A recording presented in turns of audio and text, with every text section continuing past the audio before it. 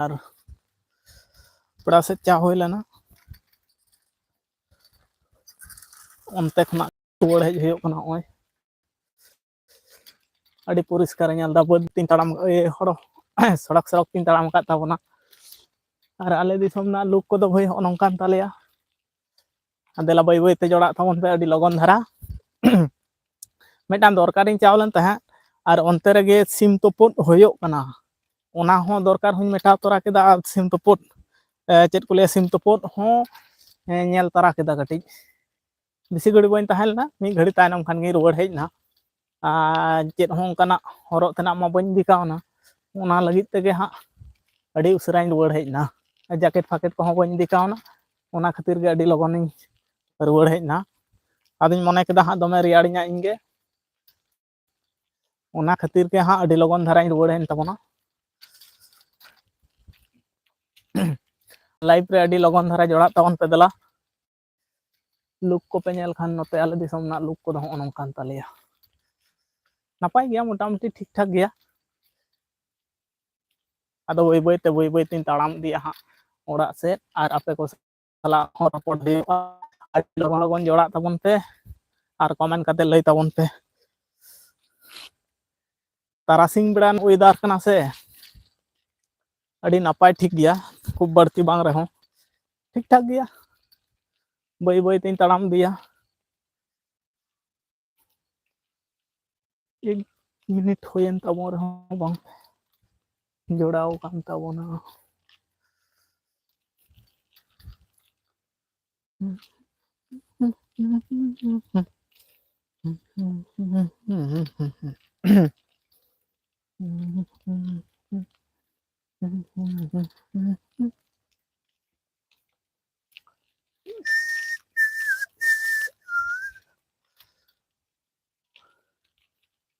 ताड़ाम कदई नोते खना hedge N तबोना तारपर होयो कना नोआ दो पिच तो बान ढलई होयो मेनते निया सेरमा के ढलईया मेनते बाको ढलई लेदा हा कोई चे जोड़ा लेन तबोना बाय कमेंट लेदाय दर केदाय लई खबाय एम तो कदा कोय पारम तो कदाय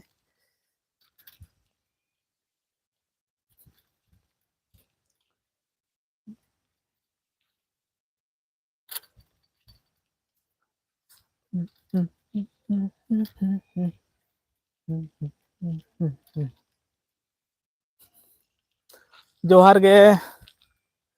सनाम गाते को आदेला लगन लगन अड़ी उसरा धारा के कमेंट ताबन पे अरिन मा नोते खना इन ताड़ाम गुये ताबोना नोते खना बेड़ा माय डुबुज नाय तेतांग सिराली किसकू ऑफिशियल खना चेंज सगुन जोहार चेत लेका मेनामा मेना पे फैमिली रे अड़ी नापाय सगुन जोहार सागर सालुनी के दादा हाँ दादा नमस्ते जोहार भाई कमेंट किया ठीक है भाई नमस्ते नंबर डालो ठीक है भाई आप नंबर ले लीजिए अभी की अभी लाइव में बोल रहा हूँ ले लीजिए हमारे नंबर को और तेतांग सराली ले तलांग में चले का मेना मिया आले दोले नापाय गया हाँ अड़ी बेस और मौज गे मेना लिया और onte lakti गिन चावलन ताहेन ना गे हां इन रुआड़ हिजुग कना अदिन भाबित केदा हां ताड़ाम ताड़ाम ते आपे को सला हो रोपड़ होयोआ सागुन जोहार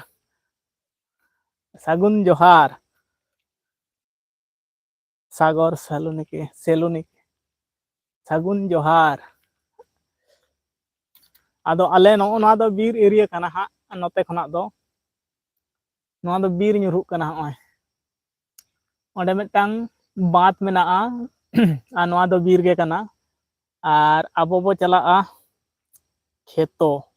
अब तो नोटा डहार ते वो चला और इधर में खेत है देख लीजिए इधर में खेत है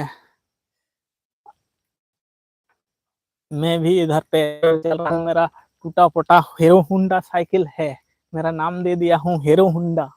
बहुत पुराना बड़ा साइकिल है इसी में घूमना फिरना और किसी काम पे जाने के लिए इसी साइकिल पे हर दिन यूज करता हूँ मेरे पास तो गाड़ी बड़ी नहीं है, इसलिए ये मेरा दोस्त साइकिल, दोस्त ही बोलता हूँ, हर टाइम हर समय के साथ देता है। नंबर गो तेतांग सराली इन दो खाली आर तास गियन ओस गियन दादा सुपल बास्के ओकारे चला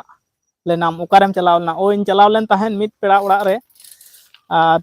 गाडा आड़ी दादा चेत लेका मेना पिया बोयहा लाइफ रे लाइक किदन ठीक गया अडी नापाय गया ले हाँ आर सुपल बास्के हाँ पेड़ा ओड़ा नासेना दरकार ताहे कना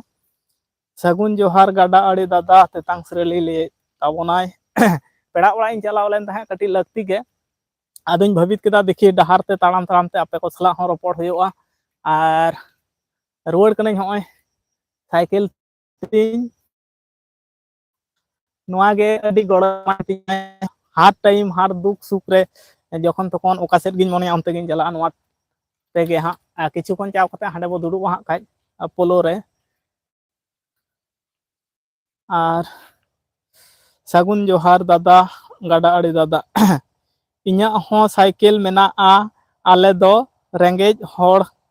ओनाते साइकिल दो इन रेन बेस्ट फ्रेंड कनाय सरी उतर गे इन हो उनका गे नुई साइकिल हर टाइम और 1K को अडी मारंग आशा ताहे कना नवा साइकिल रिया 1K को सेटल लेनखान नोडे हाँ होना लाहा ठेन हाँ सोनामला ब्लॉक अडी आशा ताहे कान तिया हाँ तीसना पूरणोआ और नवा साइकिल कटी नासे धरा रिपेयरिंग आइन गोटा धारिन बाइगवा और नासेना कटी चेत को लिया को परिवर्तन इन अगुया शांति टुडू ऑफिशियल जोहार गे बया हैं जोहार गे एसटी दादा जोहार गे इन पाहटा खना हो और नवा ओनागिन भाबित ले ताहे अडी मारंग आशा कुकुमु को ताहे कना जना तिन रे हो नवा साइकिल न्यू सोलक 63 ऑल हचो किया चैनल ना ᱧᱩᱛᱩᱢ कुछ ऑल हचो किया मेनते अडी आशा पूरण ताहे कना हाँ फाका मैदान रे मेनाया एंते रे हो अनवान दो बीर पहाटा ना हो नवा धारे दो पूरा बीर कना कान तालिया नो नोडे खना दो बीर बोलोयना ओनते ना सारजम दारे को मेना शांति टुडू ऑफिशियल चिकायदा गाडा आड़ी दादा कुकली कना गाडा आड़ी दादा आम दो तेतांग तीना टाइम रेम हिजुआ लाइफ रे हाँ लई ताबन हाँ गाडा आड़ी दादा होला माय ताहे कना ठीक टाइम उहर बांग हजू कान तिया और नवा धारे दो पूरा बहड़ कान तालिया आलिया दो बांग कना आले नवा सुर सुपुर रिया बहड़ कना आलिया ले लेखान खराब गया हाँ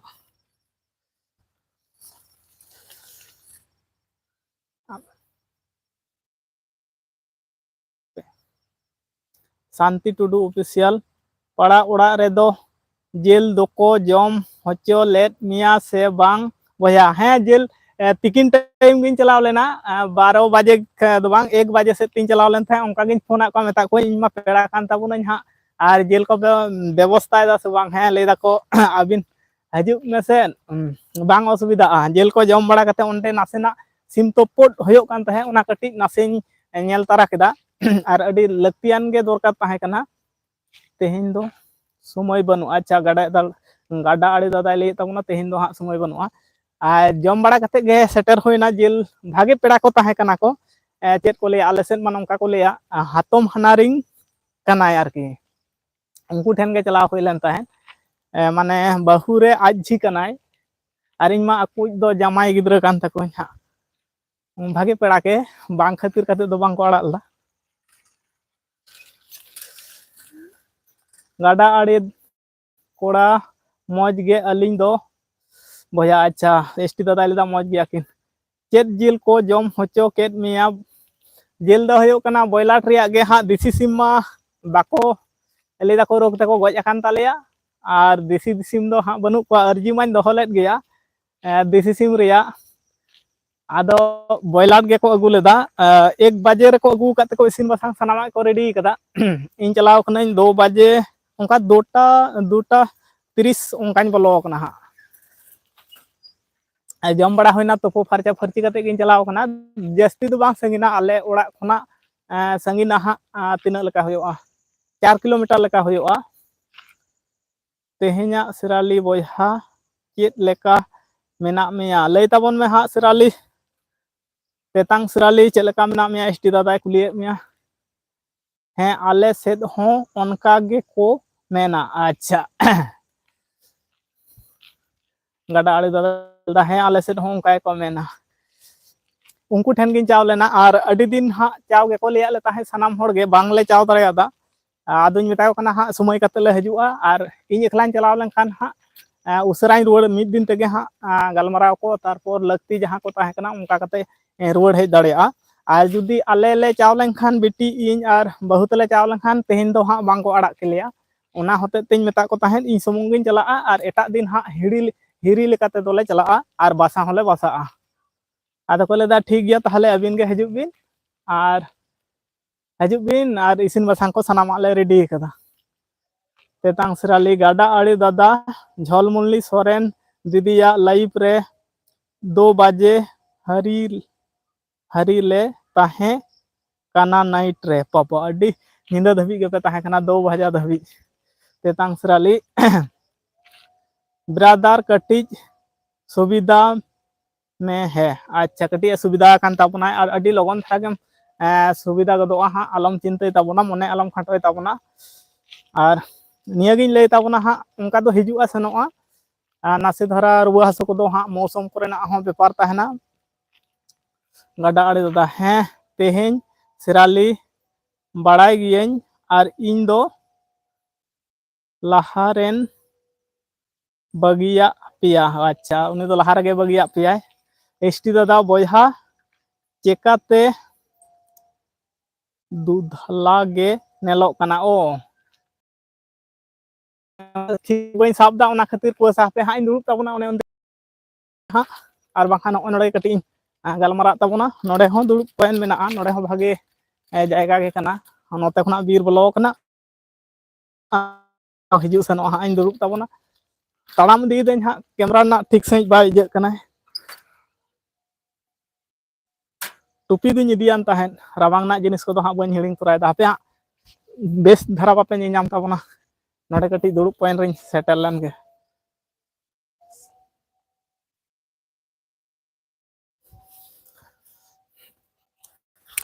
अच्छा दुरुब लन तावन के मोस सही तारपो गलमरा ते आदो ओड़ा से गो चला हा नितो दो ठीक सही नेलो ताबना नोआ पहाटा दो पूरा बीर गया और इन हो नोकाते डहार चलाव कना बीर रेया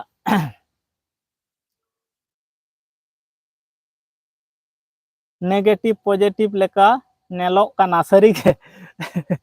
बेस दरा बाय नेलो कना आ तेज मा स्टैंड हो बाय गु कदा ती तेगिन साब कदा नोंका आदो ताड़ाम गुई ताहेन ठीक सही आदो कैमरा ना इजे हो बाय हजु कान ताहेन और कम सम मोबाइल कान ताबना हा ठीक सही ती को लड़ा तो इन थकी कटी लड़ाव लेनखान लाइव रे दो अडी बांग ठीक गे नेलो झिलमिल ओका लका चकुआसा धरा नेलो और नोंका साब थिर ताहा लेनखान अडी मौज सही नेलो जा उडंगे कैप्चराय हाँ अडी मौज सही कैप्चराय निंक साब रे ताहा लेनखान एसटी दादा ड्यूटी खुना दो छुट्टी ना बेन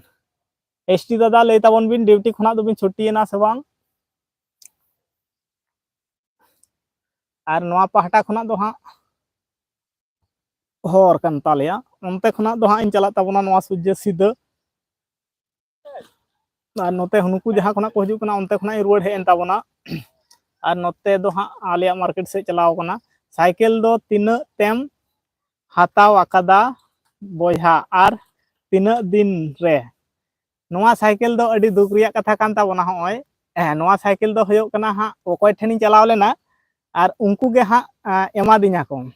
और उनको उड़ा रे को ताहे कना स्कूल साइकिल अडी गोटांग को नाम ले ताहेन पिया गिद्रे को ताहेना पेने होड़ गे हाँ जे को साइकिल को नाम ले ताहे आदो नोआ साइकिल दो मारेन खान बाको व्यवहार ताहे आदो को मेताइन कना ताहले जावाई इदी तुरा का बिन और अबिन तो साइकिल को हो दरकार तबिन और इन साइकिल ताहे कना ओना दो मारांग उसूल साइकिल ताहे कान ताहेन आदो उनकुआ साइकिल गे हाँ नोआ साइकिल दो कना होय और नुई साइकिल मा अडी जोर दौड़ाय ᱡᱷᱚᱛᱚᱢ ᱠᱟᱹᱢᱤ ᱨᱮᱜᱮ ᱦᱟᱸᱜ ᱜᱚᱲᱚᱭ ᱮᱢᱟᱹᱧᱟ।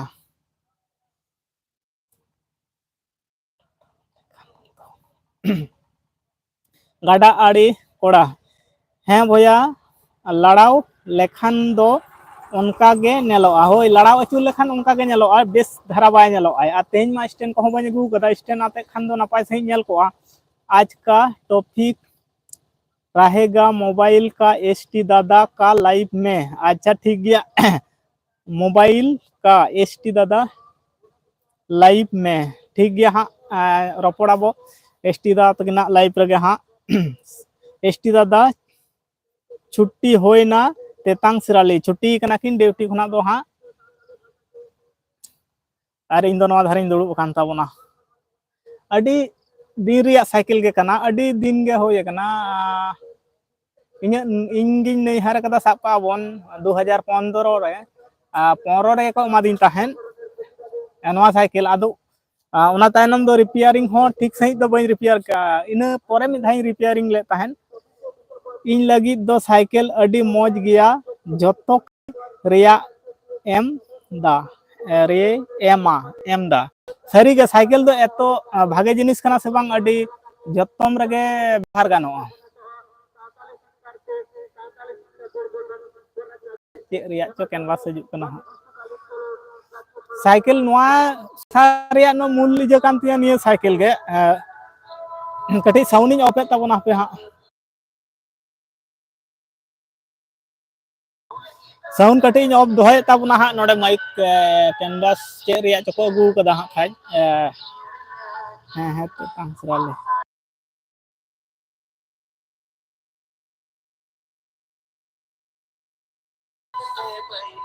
ओना गाड़ी हिजुग कना कैनवास गाड़ी हिजुग कना तो चे रिया यात्रा रिया दो पाले से चे रिया कना हां बांग बुझो कना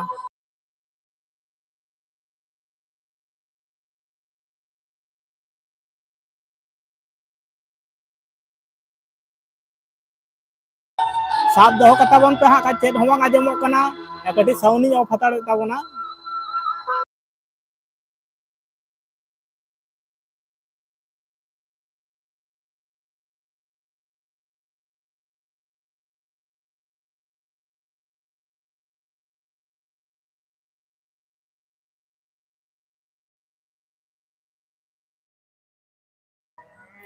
विकास टुडू जोहार गे हाँ जोहार गे इन पाहटा खुना और कटी साउंडिंग ऑफ ताबोना अंते कैनवास गाड़ी पारमो कान ताहेन सेरेंग को चला कान ताहे तो साउंड कटी ऑफ हटाल ले ताबोना विकास टुडू आले पाहटा खुना सगुन सिंगर तारासिंग रिया जोहार गे और ओका लका में नाम ताबोना हां नसे धरा कटी ले ताबोन में शांति टुडू ऑफिस हाँ हाँ तेतांग सिराली बोया ठीक गया हां लाइव रे ओना टॉपिक दिए गे हां बो रपड़ा और अडी मौज सही बो रपड़ा दिनम गे हां अपना मौज रपड़ को दो अडी बेस और नापाय गे ताहेना अडी मजा बुझा और कमी लंगा कते हो अडी बेस बुझा रपड़ रे जतो अडी चेरन हड़ को बन जोटाव कना हां यात्रा पार्टी कना को से चेत बोया होय ओनो उनकाना गे हां ठीक सही बइन ध्यान अदा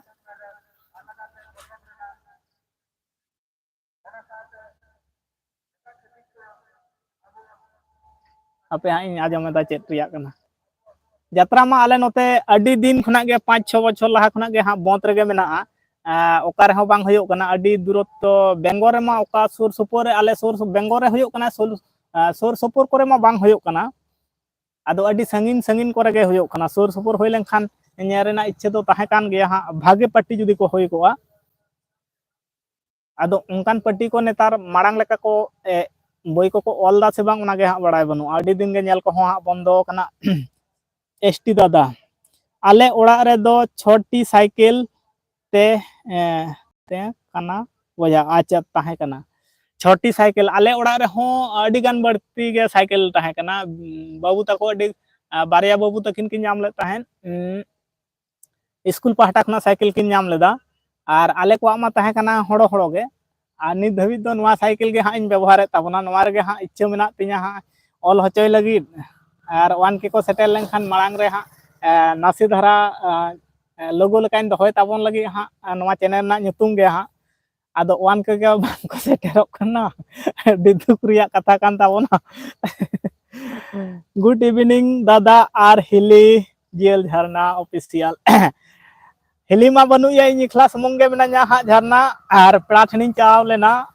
और चेलका मेनाम ताबोना हाँ और लई ताबोन में हाँ इन दो नोतरे मेनाइन ताबोना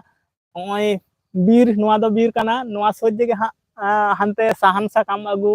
तारपर हुयुग कना जाबतियो जतो बीर रिना जहां ᱧᱟᱢᱚᱜᱼᱟ पुटका खुना ओत खुना सनामा गे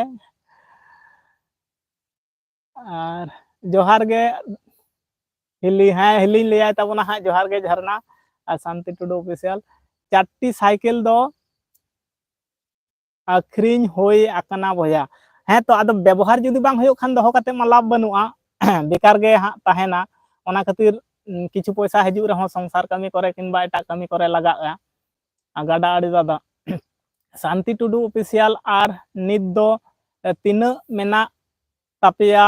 लय में अच्छा ले ताबन में हाँ एसटी दादा और नित धाबिते तीना मेना जियल झरना ऑफिशियल आले ओड़ा रे दो मेटांग हो बाय ताहेन कना दादा अच्छा चिदा बांग ताहेन कना बापे दोहयदा साइकिल दो एनी टाइम अडी गड़ो एमोआय एनी टाइम गड़ो एमोआय एसटी दादा जोहार गे झरना ले तबना जोहार गे वेलकम झरना सागुन दाराम मौज गियाम से बांग बड़ी गियाम लय में गाडा आड़े दादा ले तबना झरना ले तबन में हाँ बड़ी गिया अच्छा शांति टुडू ऑफिशियल शांति के हजु तिना हाँ लहागे एसटी दादा ऑफिशियल गाडा आड़े कोड़ा बात मेना अच्छा बारिया दोटी मेना दादा अच्छा अच्छा ओ शांति टुडू ऑफिशियल गाडा आड़े दादा ले तबना आ साइकिल दो एनी टाइम अडी नापाय जिनिस कना झतम कमी रेगे लगा हुडिंग हुडिंग सोर सुपुर रे ताड़ाम खुना दो साइकिल ते गटी एम चलाव हेना मिद घड़ी ते हाँ होई गदो और इनमा नवा तो एनी टाइम गिन व्यवहारा झतम रेगे हाँ हानते नाते चलाव करे एसटी दा जोहार गे झरना बिटी चेत लेका मेना लय में लय ताबन में झरना चेलका मेनामा एसटी दादा लय दा हाँ लय ताबन में और आले दोले नापाय गया और होय नोतर गे हमनाइन ताबुना हाँ रबांग ते हो हाँ रबांग मा ᱧᱩᱨᱦᱟᱹᱜ कना नितो दो दादा कनाई शांति टुडू दो एसटी दादा कनाय होय एसटी दादा कान गे ताबन गयाय और इᱧᱟᱹᱜ लेका आरकी नामाल तोयो जहां सोनामाला उनका मिद तेगे कमेंट दो हाँ इनमा बड़तीन कमेंटा बहु मा बाय समय बाय नाम ताबन गया आदो अडी गान होड़ गे को दीदीयान गया को सोनामाला दो सरीगे अच्छा ले ताबन पे सोनामाला की कुड़ी हपना nyutum लेका आजमो कना झरना आम दो तबे ओकोया साइकिल रेम देजो कना इन मेन नेल आकात मी झरना अच्छे नेल काट मियाय ओकोया साइकिल रेम देजो कना ले ताबन में हम लोगों के पास साइकिल नहीं है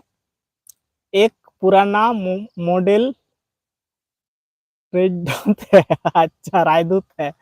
अच्छा उनको ठेन दो हाँ तेतांग सराली ताको ठेन दो हाँ साइकिल दो बनुआ मारे मॉडल रिया राजदूत मेना ताको अच्छा उना हो अडी नापाय जिनिस कना उना हो मारे जिनिस कना तो ताहें खान अडी गे नापाया और एसटी दादा आले दो झतो होड़ साइकिल हातावान ताहे बोया अच्छा साइकिल दो एनी टाइम लहामा किछु दिन लहा रिया कथा जुदी बोले खान 2013-14 रिया उनमा बाइक कोरेना निन चलती मा बाय ताहे कान गया उन दो साइकिल तेगे अडी गान होड़ गे को व्यवहार के ताहे गाडा आड़े दादा चेत एम बड़ी गया झरना आम्मा अडी चुमुक कुड़ी का नाम और आमा मने दो अडी मौज गेतामा झरना चेत एम बड़ी खान तबना ले तबन में झरना में नाम तबन खान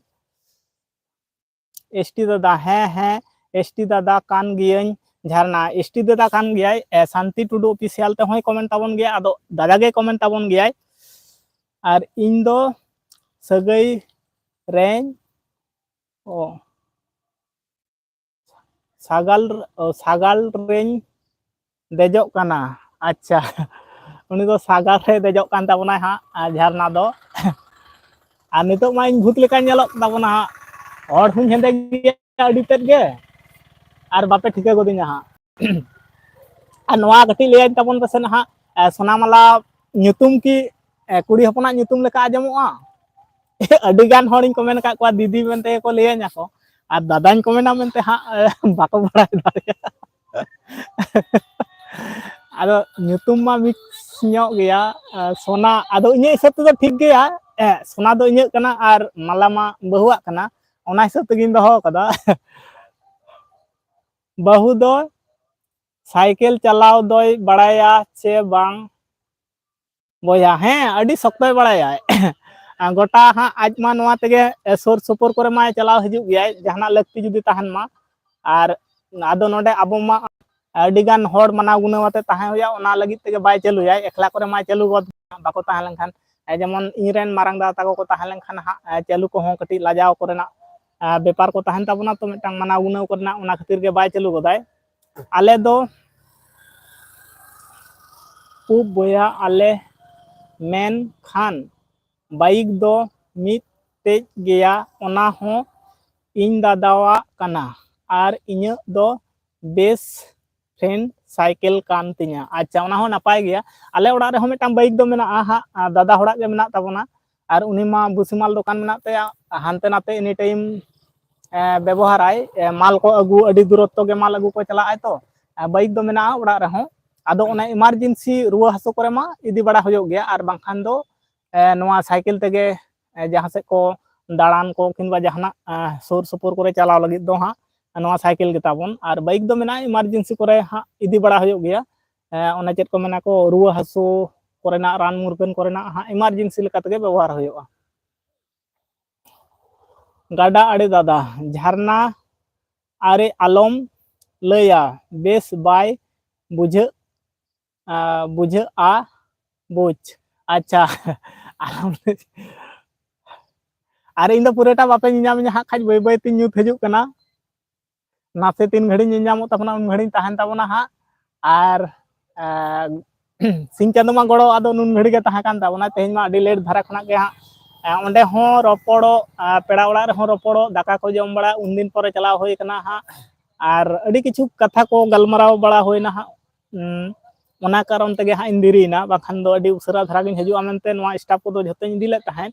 जे हजू समय मां लय तोराया 1 घंटा माने किन मने ले तहा आदो ओना मा बाय होय लेना नितो तिना होयना 28 आध घंटा लका गे होयन ताबना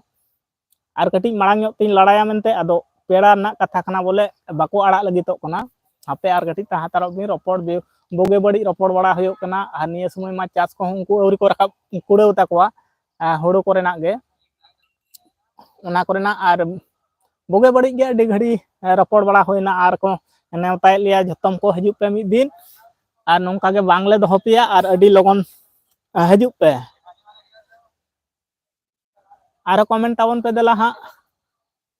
तीन घड़ी नियामो ताबना उन घड़ी तहना हाँ पाले बापे नियामिन कना ᱧᱩᱛ धारा गे ñalo सुदु मुचे रे दो हाँ सुदु डाटा गे पे नियाम तिया पोड़ गे नियामो तिया आ जत्तो खना सारा दिन तीते नोंका साब का होयो स्टैंड इन गुतरा लखन स्टैंड आते खान दो अडी गे सुविधा ताहे कना गाडा आड़े दादा ओकाय नाम झरना कमेंट में बतर नाम झरना में नाम तबन खान कमेंट तबन में हाँ बाय बतर कान तबना मिनाय गया पाले कमेंट को गे नेल दाय आर शांति टुडू ऑफिशियल बहु आर बिटी दो जेल उतु दम अगुआ किना से बांग अडी लजा पड़ा रिया कथा उनको माको सजाव लेदा इंगिन लजाव ना हाँ आर उनको दो मेटांग चेत हुमन इदी कदा आदो को ले ताहे हाँ बिटी लगी ते दो निहति को भेजाए ताहेन उतुवा गे आर बाना हर लगी ते को भेजाए ताहेन आर इनगे बन अगुलदा अडी गान ओंडे हर को ताहे कना आर नोआ वीडियो को दमे को नेले तीन ताहेन आर इनगे लजाव ᱧᱚᱜ इन बुझे ताहे ओना कॉमेडियन वीडियो को जहां रील वीडियो को ताहे कना आदो को ले दाको नुई हर गे अडी गान गे को नेले ताहे आदो इंगिन लजावना आदो कोल ले ताहे गे को आदो इन बन अगु तोरा लेदा झरना किछु एक्सीडेंट जिनिस कुन नेल कान पानिक अटैक स्टार्ट आकान अडी दया गे किछि एक्सीडेंट जिनिस कुन ᱧᱮᱞ ᱟᱠᱟᱱ panic attack start kan ᱟᱹᱰᱤ ᱫᱟᱭᱟ ᱜᱮ ᱟᱫᱚ ᱚᱱᱠᱟᱱᱟᱜ ᱡᱤᱱᱤस ᱢᱟ ᱛᱟᱦᱮᱱ ᱜᱮᱭᱟ ᱦᱟᱸᱜ ᱠᱤᱪᱷᱩ ᱠᱤᱪᱷᱩ ᱮᱠᱥᱤᱰᱮন্ট ᱠᱚᱨᱮᱱᱟᱜ ᱢᱚᱱᱮ ᱫᱚ ᱵᱟᱭ ᱵᱟᱹᱜᱤ ᱜᱚᱫᱚᱜ ᱟᱭ ᱦᱟᱸᱜ ᱟᱹᱰᱤ ᱩᱭᱦᱟᱹᱨᱚᱜ ᱜᱮᱭᱟ ᱜᱟᱰᱟ ᱟᱲᱮ ᱫᱟᱫᱟ ᱟᱹᱰᱤ ᱢᱚᱡᱽ ᱠᱚᱥᱪᱮᱱ ᱮᱢ ᱠᱩᱞᱤ ᱠᱮᱫᱟ ᱵᱚᱭᱦᱟ ᱥᱟᱹᱨᱤ ᱩᱛᱟᱹᱨ ᱜᱮ ᱦᱟᱸᱜ ᱱᱚᱜᱼᱚ ᱱᱚᱝᱠᱟ ᱟᱫᱚ ᱵᱟᱹᱧ ᱧᱮᱧᱟᱢᱚᱜ ᱠᱟᱱ ᱛᱟᱵᱚᱱᱟ ᱱᱤᱦᱟᱹᱛᱤ ᱜᱮ ᱠᱟᱹᱴᱤᱡ ᱤᱧ ᱛᱤᱸᱜᱩ ᱞᱮᱱ ᱜᱮ ᱯᱟᱞᱮᱧ ᱧᱮᱧᱟᱢᱚᱜ ᱵᱟᱝ ᱵᱟᱝ ᱦᱚᱲ ᱛᱮ ᱤᱧ ᱦᱮᱸᱫᱮ ᱜᱮᱭᱟ ᱟᱨ ᱧᱮᱧᱟᱢᱚᱜ ᱟᱹᱧ ᱪᱤᱠᱟ ᱞᱮᱠᱟᱛᱮ ᱢᱩᱪᱟᱹᱫ ᱨᱮᱫᱚ ᱚᱱᱮ ᱵᱟᱹᱧ ᱞᱟᱹᱭ ᱠᱮᱫ ᱞᱮᱠᱟ ᱰᱟᱴᱟ ᱜᱮᱯᱮ ᱫᱤᱥᱟᱹᱭ ᱛᱤᱧᱟ ᱟᱫᱚ ᱪᱮᱫ ᱦᱚᱸ ᱵᱟᱝ ᱱᱚᱜᱼᱚ ᱱᱚᱝᱠᱟ ᱛᱤᱱ ᱜᱷᱟᱹᱲᱤᱡ ᱤᱧ ᱛᱟᱦᱮᱱ ᱛᱟᱵᱚᱱᱟ ᱵᱮᱥᱤ ᱜᱷᱟᱹᱲᱤᱡ ᱵᱟᱹᱧ ᱛᱟᱦᱮᱱ ᱛᱟᱵᱚᱱᱟ ᱡᱮᱦᱮᱛᱩ ᱵᱟᱹᱧ ᱧᱮᱧᱟᱢᱚᱜ ᱠᱟᱱᱟ ᱢᱟᱸᱡᱟ ᱵᱟᱭ ᱟᱹᱭᱠᱟᱹᱜᱼᱟ ᱦᱟᱸᱜ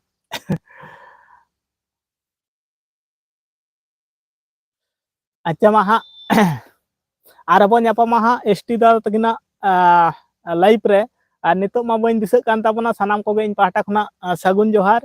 ᱟᱨ ᱱᱟᱯᱟᱭ ᱛᱮ ᱛᱟᱦᱮᱱ ᱛᱟᱵᱚᱱ ᱯᱮ ᱦᱳᱭ ᱢᱟ ᱛᱚᱵᱮ हॉस्पिटल जाना है अच्छा तेतांग सराइली ले तबनाय मा ताहले हॉस्पिटल चला आय आर चे इन मेन तबना इन मा बाप दिसैन कना आर तिना गान कमेंट हजु कना इन पढ़ाव ते इन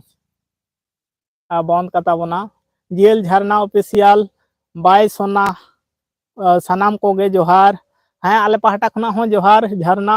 और हाँ धिनंग जुदी टाइम तहन तम खान टाइम तो तहना हाँ पाले आ लाइव मा बाम हेज बड़ा कान गया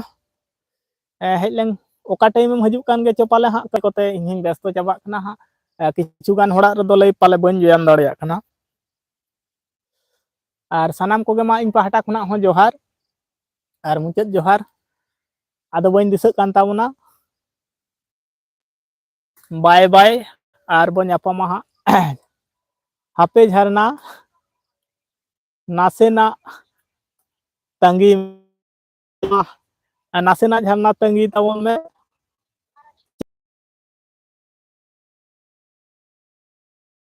हाँ बड़ाई चाहिए आम एरेल कुड़ी पर्पस में खान चेत एम मेन किया बोयहा लय में दादा चे इन मेतामा नवा दो सरी उतर कथा के कना अडी गोटांग हेज अकना नोंकना आर किछु हाँ नवा अडी मिना नोंकना इजे इदी कतेत गे नोंका प्रपोज इदी कतेत गे आदो ओना लाजाव तेमा ओकय ठन हम ले बड़ा कदा आर अडी सीरियसली धबी चलाव कना नोंकना जिनिस को आदो बांग सदर बड़ा होय कना हाँ धिनंग आमा लई पे गे हाँ बुटो सही नि लई ताबना कमेंट ते गे हाँ अडी बतरान जिनिस गे कना मित तरफो लेकाते जुदी नेल लेखान अडी बतरान जिनिस गे कना आर उनको हो उना बुझाव तुलुज हो बड़ाय तुलुज हो नोंका को प्रपोज सनी ako नवा को दो इन हिसाब ते बांग ठीक कना आदो कुड़ी हपना मने तो हाँ बार बार के लिए इन जहां कुसी कावदा ओना रे दो किछु इजेन तहन गया नवा को दो बांग ले ठीक का ओनोंकान कथा कना हाँ अडी बतरान जिनिस के हैं बोया को झरना बेस बनु इन यार अच्छा बेस बनु इताबना झरना मेंदा बेस बनु इया यार शांति प्लीज प्लीज लई में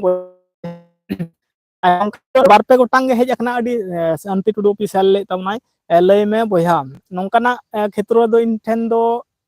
ओय सेदिन गे ओना खना इन मुक्तो कना सरी कथा मेनते दो अडी दिन 6-7 मास धुरिया नवा इदी कते चला कना जखन गे सोशल मीडिया रिन हेज लेन ताहेन अडी किछु बदनाम करना हो कथाय मेन ले ताहेन जहाय ओनाय कराव ले ताहेन प्रपोज रिया अडी कष्ट खना इ रकाब हेज कना माने अडी परिस्थिति खराब खना गे नितो दो शांति होय कना हा माने बेस होय कना तीन ना अडी अडी बांग ठीक लेकान जिनिस गे होय लेन ताहेन आदो उनको मा मित जेत गे को ताहेना आर अडी बतर गे ओना को दुñ बतरा सरी कथा मेनते दादा ओना दुñ बतरा माने बांग कराव लेखान गे को ठीक को नोंकाना बारपे गोटांग परिस्थिति खना उनकाना खना गे हां उडे जाकान ताबना एंते रहो चेंज मेना अडी बांग करा ठीक है आदो उनको दो बड़ाय तुलुज हको कराव लेखान सरी गे बांग ᱠᱚᱨᱟᱣ ᱜᱮ ᱫᱚᱨᱠᱟর ᱠᱟᱱ ᱛᱟᱦᱮᱸᱫ ᱚᱱᱟ ᱠᱚᱫᱚ ᱟᱨ ᱪᱮᱫ ᱠᱟ ᱞᱟᱹᱭ ᱢᱮ ᱯᱞᱤᱡ ᱡᱤᱭᱟᱹᱞ ᱡᱷᱟᱨᱱᱟ ᱟᱪᱪᱷᱟ ᱪᱮᱫ ᱞᱮᱠᱟ ᱞᱟᱹᱭ ᱛᱟᱵᱚᱱ ᱢᱮ ᱡᱤᱭᱟᱹᱞ ᱡᱷᱟᱨᱱᱟ ᱦᱟᱸᱜ ᱮᱥᱴᱤ ᱫᱟᱫᱟ ᱪᱮᱫ ᱟᱢ ᱛᱚ ᱟᱢᱨᱤᱱ ᱤᱨᱤᱞ ᱠᱩᱞᱤ ᱠᱚ ᱯᱨᱚᱯᱳᱡ ᱟᱫ ᱢᱮᱭᱟ ᱥᱮ ᱪᱮᱫ ᱟᱪᱪᱷᱟ ᱦᱮᱸ ᱚᱱᱟ ᱦᱚᱸ ᱠᱟᱱ ᱜᱮᱭᱟ ᱯᱟᱞᱮ ᱠᱚ ᱯᱨᱚᱯᱳᱡ ᱮ ᱠᱟᱱᱟ ওয়াও ঝারনা নাইস আডি মস কোশ্চেন গাডা আড়ে দাদা ᱞᱟᱹᱭ ᱛᱟᱵᱚᱱᱟ ঝারনা হাপে হিলি ᱴᱷᱮᱱ ᱟᱢᱟᱜ ᱧᱩᱛᱩᱢ ᱛᱮᱦᱮᱧ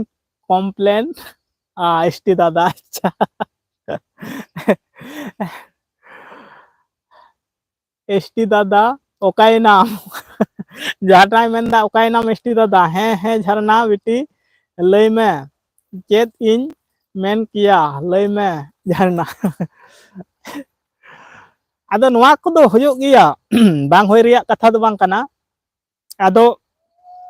चें मेन ताबना नोआ इदि कते दोमे हां बइन लay ताबना हजुआ आदो कतगुलो इरेल कुड़ी को ताहेना को उनको दो माने जमाई को बचाव को लका गे हां ले को आम दो बेसम रोडदा बेस हां एम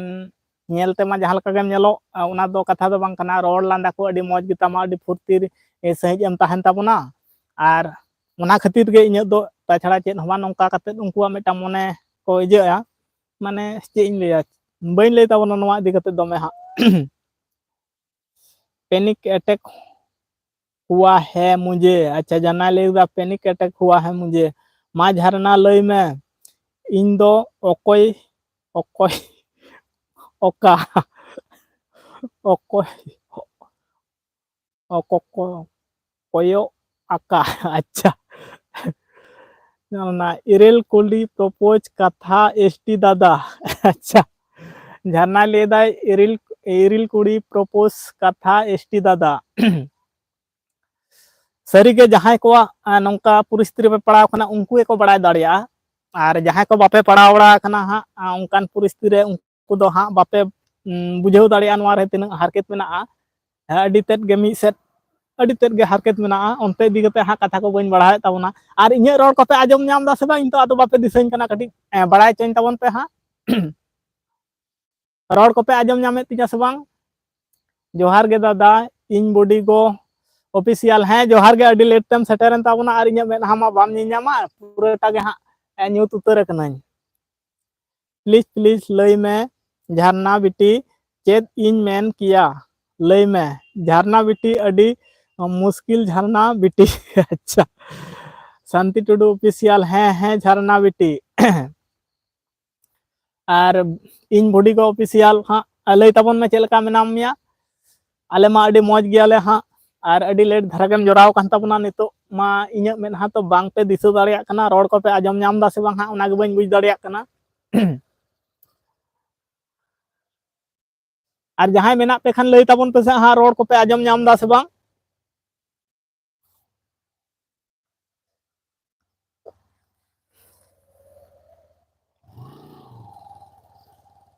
अडी मुश्किल गया हाँ ओनोंका ᱧᱩᱛᱟᱹᱛ ᱨᱮᱦᱚᱸ ᱵᱚ ᱨᱚᱯᱚᱲ ᱠᱟᱱᱟ जोहार गे दादा इन बॉडी को ऑफिशियल लय ताबन में इन बॉडी को ऑफिशियल हां चेलका मेनाम ताबना और रोड को आजम नाम दा से बांग हां आजमो कना अच्छा आजमो कना अडी नापाय गे हां बापे दिसैन रे हो हां कमेंट को बोन नाम दा इन बापे दिसैन रे हो आजमो कना अडी नापाय कथा हां इन दो पूराटा गे आदो बइन दिसै कान ताबना एकदम ᱧᱩᱛᱟᱹᱛ उतर कना नोडे गे मेनाñ गया हां लय में झरना हैं उनका लाइट जुदी मराña ताहले को नेल ᱧामा ताहले मराñ आर किछु खन ताहले रपो हतरवा नोडे मेटांग बाबू गिद्रा मेनाय ताबना हां उनिल दा लाइटिंग मराम कना रपड़ उन जखन रोड दो आजमो गे मेनखान आम दो बाम नेलो कना आर नितो दिन नेलो ताबना हां लाइटे मराव का दिኛय और को नेल लेखान अडी लिया को चिके दकिन अच्छा जीएल झरना ऑफिशियल पैनिक अटैक मतलब घबराहट होना नेगेटिव थॉट आना हार्ट बेट बढ़ाना ये सब चीज होता है पैनिक अटैक माने अडी आयमा साराहाव नवा इनमा इन नांखना पैनिक अटैक रे हम बुझाव दाड़ा कान ताहेन इन चेत ए मेन लगी तो खना आ नितो एम लेके तबना अडी आयमा साराहाव बइन बड़ाय ताहेन नवा दो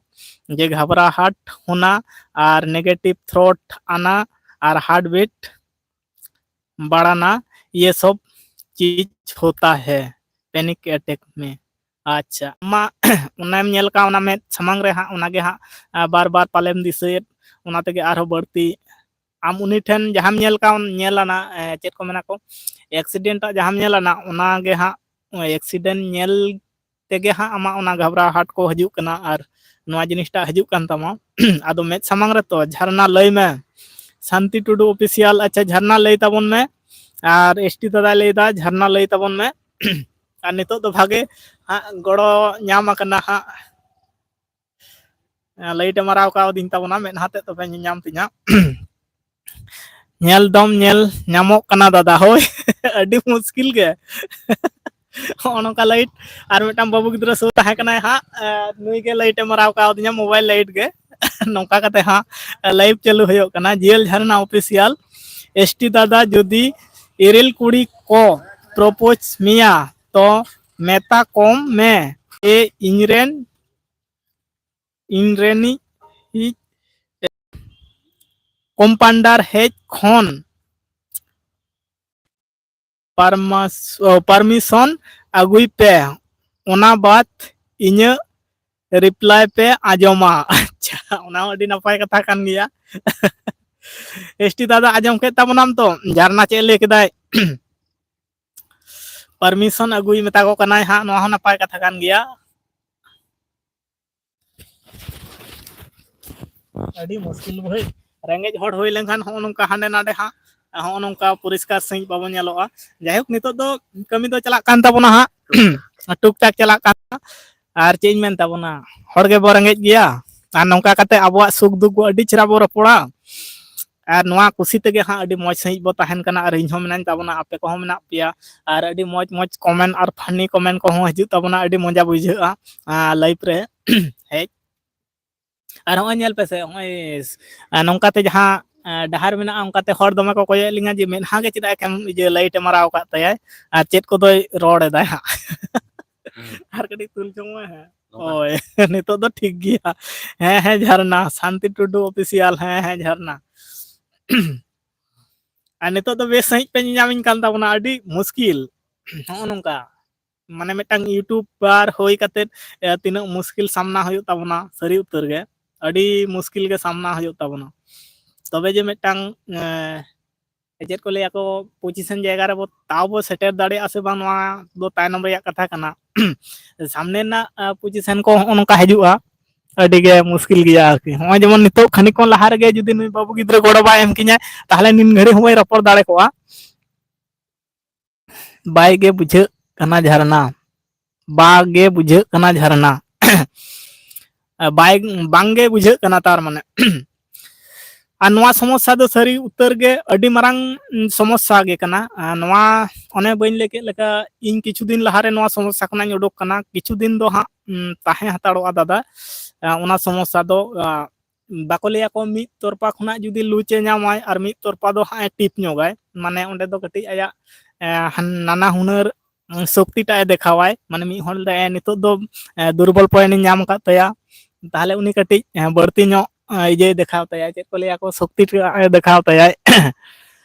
अडी मुश्किल गया जहां को ओने बइन लेके लेका जहां को पे पड़ाव कना उनकाना इजे रे उनको को बुझ दाड़िया एटा को दो हां बाबो बुझ दाड़िया एसटी दादा झरना जेल झरना ऑफिशियल लेदा एसटी दादा जखन को प्रपोज मिया मेता को में आपे दो चेत पे तोसे गया इन बहु ताहेन तुलुज पे प्रपोजिंग कना है नवा मा सरी कथा खान गया मेता को में हा इन दो ओड़ा हड़ मेनाय तिया और गाडा अड़े दादा ले ताबना हेमा तबे इन दो आपे को बाय बाय और हो बो नापामा एसटी दादा ऑफिशियल मस्ती लाइफ रे। अच्छा ठीक गया आयमा सरहाव और नपाय ते ताहेन ताबन में तेतांग सराली ले ताबनाय पूर्णिमा सिंह का स्टोरी सुने है एक अपाहिज लड़की एवरेस्ट की चोटी में जा सकती है तो हम लोग के पास दोनों फिर आंखों सब कुछ है। सारी कथा कना झलमुली सोरेन ब्लॉग जोहार गे हैं आले पाहटा खुना सगुन तारासिंग सिंगड़ जोहार और चेद लेका मेनाम ताबोना झलमुली ब्लॉग जोहार गे चेद लेका मेना पिया आले आय ताबोन पे झलमुली सेटेर कान ताबोना हा और नोडेना परिस्थिति पे नेले ताबोना अडी मुश्किल धाराते चालू होय कना।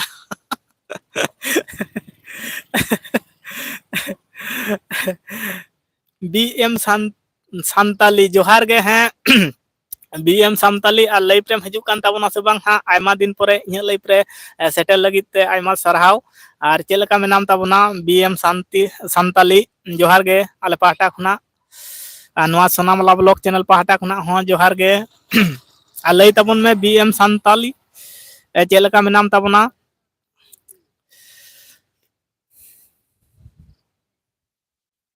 अड़ी मुश्किल गे नोडे लाइट मराव कते बीएम सान्ताली इन दो अड़ी नपाय गे चाले हो अड़ी नपाय गयाले झलमुली सोरेन ब्लॉग झलमुली दो बांग झमुली झमुली अच्छा झमुली झमुली अच्छा ठीक गया हाँ पाले इन दमे पढ़ाव को बनू हाँ उल्टो पल्टा लैमा आलोपे अड़ीसना और ठीक सही जुदी बन लई ताबोना कटी इकाइन खजोग कान ताबोना शांति टुडू ऑफिशियल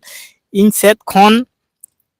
जतो को गुड इवनिंग मा तबे बाय बाय अच्छा ठीक गया सागुन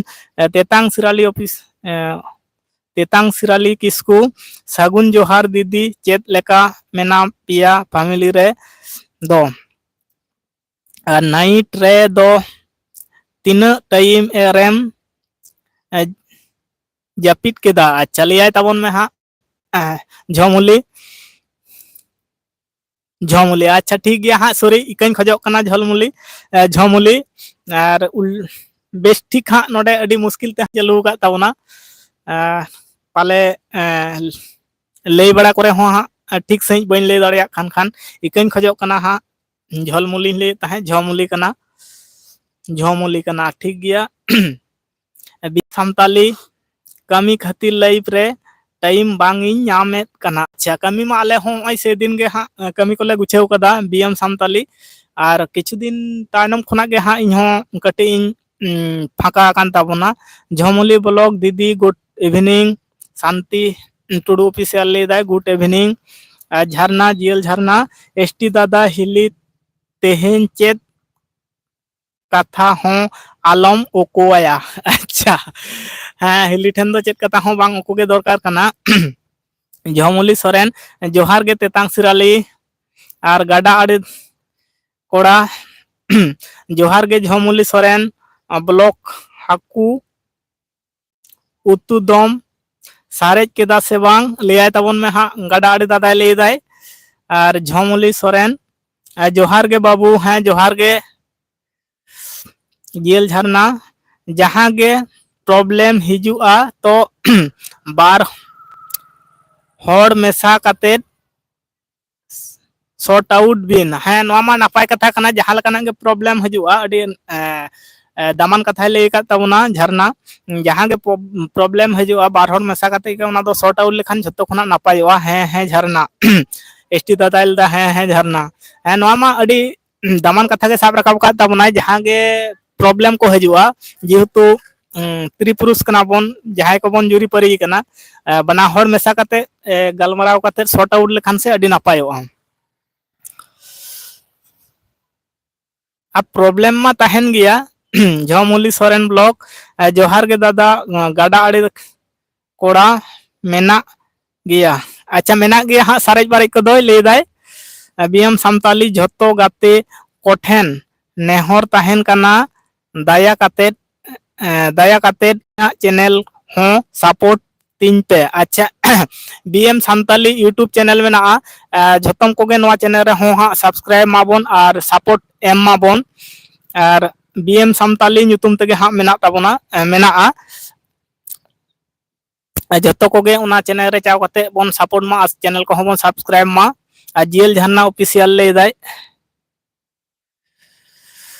जोदी कथाम ओकोया तो जहाँ तीना बेस रिश्ता होंगे बिन मतलब ते रपुदुआ है नोमा सरी कथा खान गया कथा उको लखान गे बिन रिश्ता ते हो रपुतो गया झमली ब्लॉग जोहार गे बेटी जोहार गे लियाम कना हा जोहार होय जोहार गे दी हेलो बोया को एसटी दादा ले तबना हेलो बोया को नोडे अडी मजा आइके कना जत्तो कना मारंग कथा हुयो कना नोआ रास्ता ते तिना गान हर को चला कना से अडी जोर को हाँ को कोयो ᱧᱚᱜ ᱟᱹᱞᱤᱧ ᱠᱟᱱᱟ ᱟᱨ ᱡᱟᱦᱟᱸᱭ ᱱᱟᱝ ᱵᱮᱲᱟ ᱧᱚᱜ ᱠᱷᱚᱱᱟᱜ ᱵᱚᱱ ᱛᱟᱦᱮᱸ ᱠᱟᱱᱟ ᱩᱱᱠᱩ ᱫᱚᱠᱚ ᱵᱟᱲᱟᱭ ᱤᱧ ᱚᱠᱟ ᱴᱷᱮᱱᱤᱧ ᱫᱩᱲᱩᱵ ᱟᱠᱟᱱᱟ ᱟᱨ ᱱᱤᱛᱚᱜ ᱡᱟᱦᱟᱸᱭ ᱠᱚᱯᱮ ᱥᱮᱴᱮᱨ ᱟᱠᱟᱱᱟ ᱩᱱᱠᱩ ᱢᱟ ᱵᱟᱯᱮ ᱵᱩᱡᱽ ᱫᱟᱲᱮᱭᱟᱜᱼᱟ ᱮᱠᱫᱚᱢ ᱵᱤᱨ ᱫᱷᱟᱨᱮ ᱨᱮᱜᱮ ᱢᱮᱱᱟᱜ ᱞᱤᱧᱟ ᱟᱨ ᱱᱚᱣᱟ ᱵᱤᱨ ᱨᱮᱢᱟ ᱚᱱᱠᱟᱱ ᱵᱚᱛᱚᱨ ᱠᱚᱫᱚ ᱦᱟᱸᱜ ᱵᱟᱹᱱᱩᱜᱼᱟ ᱜᱟᱰᱟ ᱟᱲᱤ ᱠᱚᱲᱟ ᱤᱧ ᱢᱟ ᱱᱟᱣᱟ ᱞᱟᱭᱤᱵ ᱠᱷᱚᱱ ᱪᱟᱞᱟᱜ ᱤᱧ ᱢᱮᱱ ᱫᱟ ᱟᱨ ᱵᱟᱝ ᱪᱟᱞᱟᱣ ᱫᱷᱟᱹᱲᱤᱡ ᱫᱷᱟᱹᱲᱤᱭᱟᱜ ᱠᱟᱱᱟ ᱟᱹᱰᱤ मुश्किल ओना मा कथा कना आबो को बो ᱧᱟᱯᱟᱢ लेखान नुना मौज सही बो रपड़ दिया नुना मौज सही को कमेंट को हजुआ चला मा लाइव खुना सोरा मा जहां लाइव रेगे अचोक के बांग सनावनिया नोंका इᱧ क्षेत्र हो होई बड़ा कान गया झमली सोरन ब्लॉग दादा ओड़ा रे दो अकोय को मेना कोआ अच्छा झमली ब्लॉग इñेम कुलिंग कना से अकोय हा गटिज बड़ा होचो बन में जेल झरना मेता मिटंग एड़े कथा खातिर झरना लेदा मिटंग एड़े कथा खातिर बार बार आटके तुझा परम दिन खातिर लई में लई हुयुआ ओनाते जहां गे प्रॉब्लम हिजुआ तो बोरहोल बार होड़ते समय बिन है नोमा मा सरी कथा कान गया मिटंग एड़े कथा दो बार होड़ तके सुलोई नमाय लखन अडी नपायो अच्छा झमली सोरेन ब्लॉक होय इंगे आले ओड़ा रे दो हां अडी गान गे अडी मारंग गे तालिया फैमिली हां आर अडी गान गे फैमिली मारंग गे तालिया नित धाबी ते हां इन हो इयते बन जामे लिया गिद्रा पिद्रा को मेसा कते प्राय 10-12 जन ले होयोआ तेतांग सिराली ऑफिशियल के लहात यहाँ केस को आप लोग फैमिली के बीच में जिंदगी गुजार रहे हैं तो जानते हैं फैमिली के बीच में क्या है नहीं है सरी उतर गे फैमिली तारा रे जखन बो ताहे कते जिंदगी बन पारम दिया से चेत मेना बनुआ ओना मा बाबो बड़ाय दाड़िया फैमिली रे जहाय ताहेनाय हेड लेकाते उनी गे बुझेव दाड़िया बोया तुयु को इतकिर मिया इन मा तुयु गे कान ताबुनन हा तुयु दो हाँ बाको इतकिरिया बार होड़ गे मेना लिंगा हा लिंग दड़ा हा किछु खन ताहे कते आर इन मा तुयु कनन और हम तो फैमिली के बीच में नहीं है गुजरा है इसलिए नहीं जानते हैं सरी उतर गे तेतांग सिराली मारंग फैमिली रे दो अडी रकम मारंग गे समस्या हजुआ हुडिंग खुना मारंग खुना अडी रकम गे समस्या हजुआ एंते रहो ओना तला खुना आपे को सला गे अडी नपाय सही रपड़ बड़ा हुआ अडी रकम प्रत्येक दिन गे समस्या तहना समस्या मा नाना हुनर गे तहन गया अडी गान समस्या गे तहन गया और जॉइंट फैमिली माने आरो अडी मारंग कते समस्या तहन गया और आलिया फैमिली रमा जॉइन धारा ᱧᱚᱜ गया एंते रहो मेना हता ले गया जॉइन लेका गे हां पूराटा जॉइन बांग रहो जॉइन लेका गे हां मेना लिया ओना इदी कते हां परे रपड़ ताबोना एसटी दादा एसटी ऑफिशियल मस्ती है झरना बेटी सरी कथा कान गया झमली ब्लॉक सरी गे झरना बेटी तिरी पुरुष दो फ्रेंड लेका ताहेन दरकार सरी उतर गे झरना जहां लेदा 30 पुरुष दो मिटांग फ्रेंड लेका गे फ्रेंडली भाव गे ताहलें खान गे अडी नापाया चिदा से सनाम कथा बांग उको कते सदर लेखान गे बना हरते सुलई नामाय तारपर ओना इदी कते जहां जुदी प्रॉब्लम ताहन खान दो सॉर्ट आउट गानो बना हरते गलमराव लेखान और एकला एकला ते डिसीजन हताव लेखान ओना दो पाले बाय बेसो आय अडी नापाय नापाय कथा गे हां झरना दो लई ताबन गयाय और आरो कमेंट ताबन पे हां दिसें कना पे से बांग अडी मुश्किल सरी गे और जैन फैमिली रे दो सरी उतर गे नोंडे तेतांग सराली ले ताहन जे आपे मा फैमिली रे ताहे कते नाना हुनर बड़ाय दाड़े का दापे आज मा फैमिली रे बनु या और marang family do sari utar ge marang lekanak ge jhamla ko hijua problem ko hijua nana hunar prottek din ge tahen gya ente rehon ona tala ge tahen huyuk tabona abo ge kana bo ha ragi adis kuma hijuk gya bang hijuk lekanak katha do bang ente rehon samraw katet bogiyat te bo bachaw odoka badiyat te bo bad gidi ka onka kate tahen huyuk tabona jindagi ma 3 din nak kana BM Santali Rimil Kisku Bhai Chet Leka Menama Tetang Sirali acha nukinak do ha chipna mena apale BM Samtali le tabunai Rimil Kisku Bhai Chet Leka Menama Tetang Sirali bracket re em akada Tetang Sirali acha nukinak ma chipna mena gya Sarita Kudi hi hello johar ge Chet Leka Menama Sarita Sarita Kudi dada हैं जोहार गे आले पाहटा खना और अडी मुश्किल ते हम नोडिन चालू का तबना लाइव और बेड़ा ñok खना गिन चालू दा उनमा सिंग चांदो बुंगा और साले एम ले ताहे नितो मा पूरा न्यूत कना और नोडे मिटाम बाबू गिद्रे ताहे कानते नुई गे लाइटे मोबाइल ना लाइटे एम आकाते नोडे गे नासे ना पे दिसेñ कान ताहेन और बांखान हड़ हुñ हेंदे गया दोमे और बांग पे दिसेñा नोआ धरे दो मौज गे दादा अच्छा नपाय गे हाँ आले हों फैमिली रे सनाम को गे नपाय मिना लिया और नोंका गे नपाय बो ताहेना और होला मा होला गे नासे धारा कटी लाइपेम चालू ले ताबना पाले आदो बांग होई लेना दादा बांग रियार कना रियार मा रियार कान गया बांग रियार दो बांग एंते रे हों अबो को सला रपोर्ट तेगे हाँ नुन घड़ी होय कना और इनमा पेड़ा ठनिन चलावना ओनते खो रुवाड़ तेगे हाँ इन लाइप इन चालू का तमोनते नोंडे हाँ इन दुड़ुब कना आ जैकेट को हाँ बन अगू कावना आदो किछु खो रपोड़ कातेत गे हाँ इन चला मेनते आडी गान हड़ गे बो जोड़ाव दीना आडी गान थुती गलमराव कोते गे हाँ सिंह चांदोवा आरसाल हो खना हो सहायना नितो मोबाइल आरसाल ते वो आरसाल कानते नितो पे दिसेñ कना और बाखान दो बांग पे दिसे किnya रियार मा बुझे कान गया BM Samtali आमा nyutum do Sona Murmu होय इnye nyutum do Sonaram do bang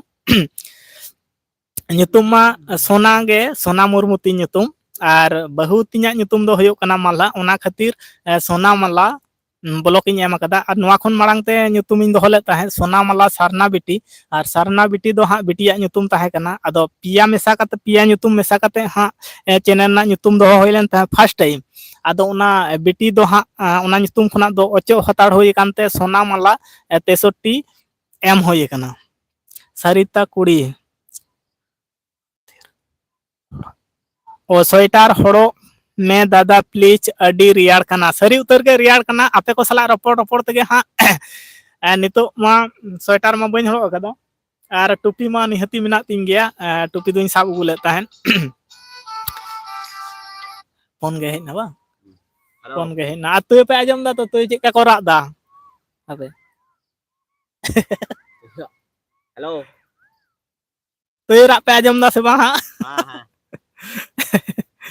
तुयो को हुए को राग दा को अरे इन मा नम मेटा nyutum रे चैनल ना nyutum रे दो हां नमाल तुय एम कदा आ तुयो को राग तेगे अच्छा ठीक गया दो रोड हजू में तुयो दमे को राग दा तुयो राग कटी आजम पे नासे धरा और बिसी गड़ी हाँ बन तहन ताबना इन बोलता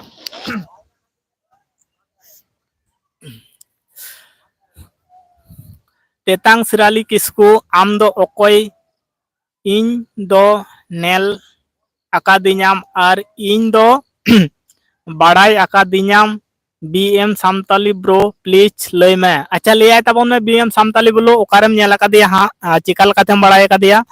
ले आय तबन में और सरिता कुड़ी दादा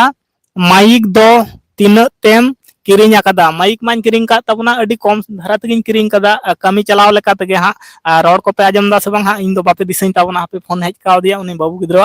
ओना मोबाइल लाइट तगे लाइटिंग एम लेदा इन में हारे और नो माइक दो अडी कम धारा तगिन किरिंग कदा 1350 टाका ते हाँ डुअल माइक गे कना सरिता कुड़ी आपे सेट दो तुयो हों मेना को है तुयो अडी बढ़ती मेना को होय पे आजम लेदा राग पे आजम नाम लेदा से बांग हाँ और इन माइन दुड़ुब कान ताबना नोआ बीर धारे गे मेनाइन ताबना और नोआ बीर दो दोमे मारांग दो बांग मारांगा हुडिंग धारा ñok गया और हाथी कोरेना दो बतर बानुआ और हजू गया को बांग हजू लेकना कथा दो बांग BM Samtali रिमिल भाई इन्या लाइव रेम जॉइन बाड़ायेत tahen onate चिन्हव आकात मियां अच्छा उनिया लाइव रे पालेम जॉइन लेदा ओना खातिर रे चिन्हव का मिया बीएम सामताली ले ताबना आ सरिता कुड़ी सिम को बको अतकिर को है सुजुग को नाम लेखान को अतकिर को बांग अतकिर दो बांग सुजुग के को नाम लेखान गे हां अतकिर को सिम को गेडे को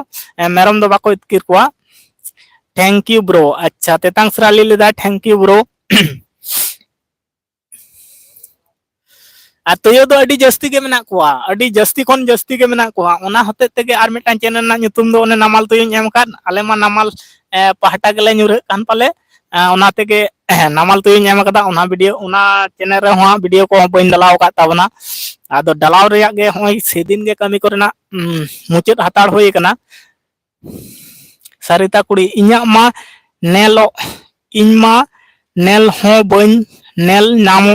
कोआ चेत लेका को तहेना अच्छा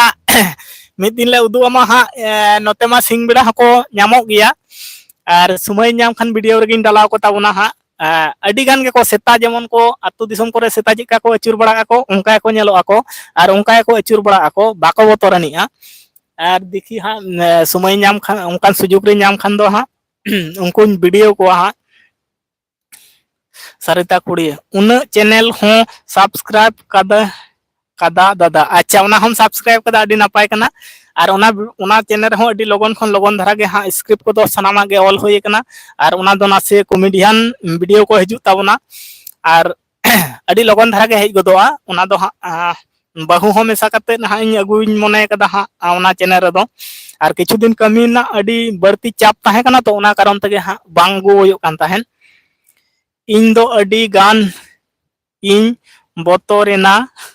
ब्रो चेत से रिमिल एम लई केदा अच्छा अडी तेडे बोतोरेन ताबना तेतांग सराली रिमिल एम मेन केदा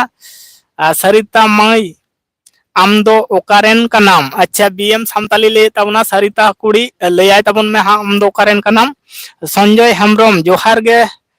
दादू हराम अच्छा जोहार गे संजय हराम संजय हेम्ब्रम जोहार गे दादू हराम अच्छा जोहार गे सरिता कुड़ी दुमका रेन कनाय बीएम सामताली दुमका रेन कनाय आर इन दो बापे दिसanya हां नौका दो लाइव रे दो कोय हम बांग को रपड़ोआ जे बिन में हा नेल काते अडी मुश्किल गया तेतांग सिराली बीएम सामताली ब्रो आम दो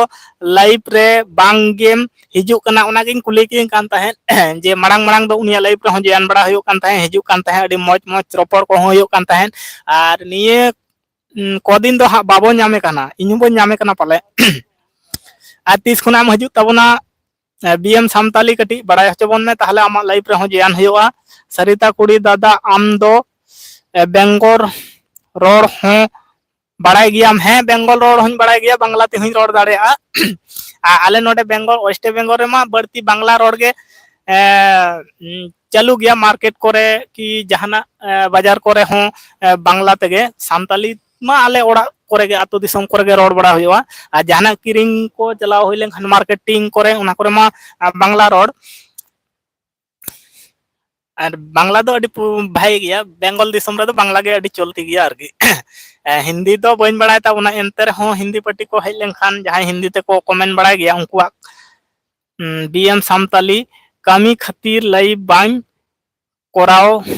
हताड़ दा अच्छा ठीक गया तीस को नाम हजू तबना कटी बड़ाय हचबन में हां और आमा लाइव रे हो बीएम सामताली सनाम को बन जोयाना और बीएम सामताली ᱧᱩᱛᱩᱢ ते चैनल में तबना यूट्यूब रे चैनल में नोआ चैनल हो सनाम को गे सपोर्ट पे आ नोडे तिने गान चैनल में जहां को जुदी बापे सपोर्ट का खान तिने गान को कमेंट दाको नोआ को तो झतो यूट्यूबर चैनल गे कना और कोय को जुदी बाबन बड़ाय का खान सनाम को बन झतो होड़ा गे सपोर्ट बन एम्मा और नोका कते बन सपोर्ट दिया दादा आम रेन सब्सक्राइबर मेता कम इन्या हो तोरा इन हो थोड़ा को सपोर्टिंग मा अच्छा सरिता कुड़ी ᱧᱩᱛᱩᱢ ते यूट्यूब रे चैनल में और नोआ को बन सपोर्टा मा सरिता कुड़ी आ चैनल ना ᱧᱩᱛᱩᱢ कटी सरिता कुड़ी नोडे ले ताबन में हा बीएम सामताली गापा मॉर्निंग 8टा समय लाइव रिंग हिजुआ अच्छा ठीक गया गापा मॉर्निंग 8टा समय रे हिजु ताबनाय और सरिता कुड़ी चैनल ना nyutum कटी लई ता नोडे कमेंट ताबन में हा जतो को ᱧᱟᱢᱟ আর নোয়া চ্যানেল ᱨᱮᱦᱚᱸ ᱥᱟᱨᱤᱛᱟ ᱠᱩᱲᱤ ᱪᱮᱱᱮᱞ ᱨᱮᱦᱚᱸ ᱥᱟᱱᱟᱢ ᱠᱚᱵᱚᱱ ᱥᱟᱯᱳᱨᱴᱟᱜ ᱢᱟ ᱱᱤᱛᱚᱜ ᱫᱚ ᱧᱟᱢᱚᱜ ᱠᱟᱱᱟ ᱵᱟᱝ टोपी तेरी अगू कावना और स्वेटर दो हाँ बन अगू कावना और रियार मा रियार कना अड़ी बढ़ती गे अच्छा सरिता कुड़ी गे काना तिना चैनल ᱧᱩᱛᱩᱢ अच्छा सरिता कुड़ी गे काना चैनल ना ᱧᱩᱛᱩᱢ और जहां को बाबन सपोर्ट कदा बाबन सब्सक्राइब कदा नवा चैनल रे चाव कते नापाय नापाय वीडियो को डालावाय और अड़ी मौज मौज वीडियो को गे एमाय आले होले नेला और नवा चैनल रे सानाम को बन सपोर्ट मा और बीएम सामताली नवा हो नवा नवा चैनल दो बांग तेहने जॉइन का तबना और नोडे जतोगुलो लाइव रे मेना बना नवा चैनल और जहां को यूट्यूब रे चैनल मेना तबना सानाम को गे आबो सपोर्ट बन एम मा चेदा से आबो सपोर्ट बाबो एम लेखान आबोना रोडमा एटा जेत को बाको बड़ाय दाड़े बाको बुझेव दाड़ा ओना होते ते और नोडे तिना गान मेना को जतो यूट्यूबर गे और सानाम को गे बन सपोर्टा मा तेतांग सिराली किस्कू सरिता कुड़ी इनमा लाइव रे जोड़ाव आकना अच्छा ले तबना नई मा लाइव रे जोड़ाव आकनाय सरिता कुड़ी दादा बतर बापे ऐकव आ बुरु आड़ी रे ताहेन बतर बुरु आड़ी रे ताहेन बतर दादा बतर बापे ऐकवा बुरु आड़ी रे ताहेन बतर बांग बतर दो उनका लकाना दो हा बनुआ नोडे दो उनकान बतर जिनिस को दो हा बनुआ तुयो को गे को राका उनको गे जहां बाको आजम बड़ा कर आले मा सिंग निंदले आजम दा जखन तखन ती सिंग बेड़ा हा को राग गया नोंका अडी दलत ते को मिठेन को मोचायते चेतान से को चाहते एतो सोड़म सही को राका मेटांग नानहाते मेटांग मोटाते मेटांग आरहो मोटाते और मेटांग दो दमे नानहाते माने विभिन्न राहा ते को राका को अडी मौज ᱧᱚᱜ आजम ताकोआ बीएम सामताली इन हो सपोर्ट इन ते इन बारिया आईडी तीन सपोर्ट पिया अच्छा ले तबना बीएम सामताली नुई हो सपोर्ट ते खोज दाय और बारिया आईडी ते सपोर्ट बनाए अडी नापाय कथा कना और नोंका के बो सपोर्ट दिया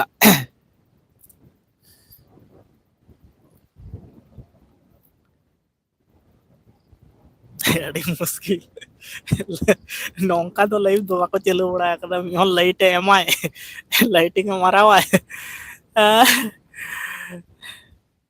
सरिता कुड़ी आम लाइव वीडियो रे जोड़ा वकना अच्छा ओना गिन लिए हैं बार बार आरो कमेंट ताबन पे मा 1 घंटा होइना देखी रियार मा रियार कना अडी सख्तो गे जैकेट को बन हरो कदा हा और टोपी ते साब अगुआन तहन अडी मुश्किल असले गालमराव ते नुना मौज ऐकव दिया माने लाइव खुना हो बंद बांग सनावनी और जहां लाइव खुना हो सरा बांग सनावनी संताली आबो संताल हपन दो आबो आबो गेबो सपोर्टो जे सपोर्ट जोंगा सरी कथा है कना सरिता कुड़ी और दादा आपे सेड भूत को बाको लई कोआ आले सेट मा खाजक थोड़ा भूत कहानी लई दादा दाया कातेद बतर हो ऐक गिया और आजम हो सनाइया ओनामा कहानी लेकान जिनिस कना मेटांग मिलन बाबू हेलो दादा सिम जिम जिगा हेलो दादा मिलन बाबू हेलो नमस्ते उनकान सरिता कुड़ी उनकान कथा को मा को लई गया बॉयस को हड़ को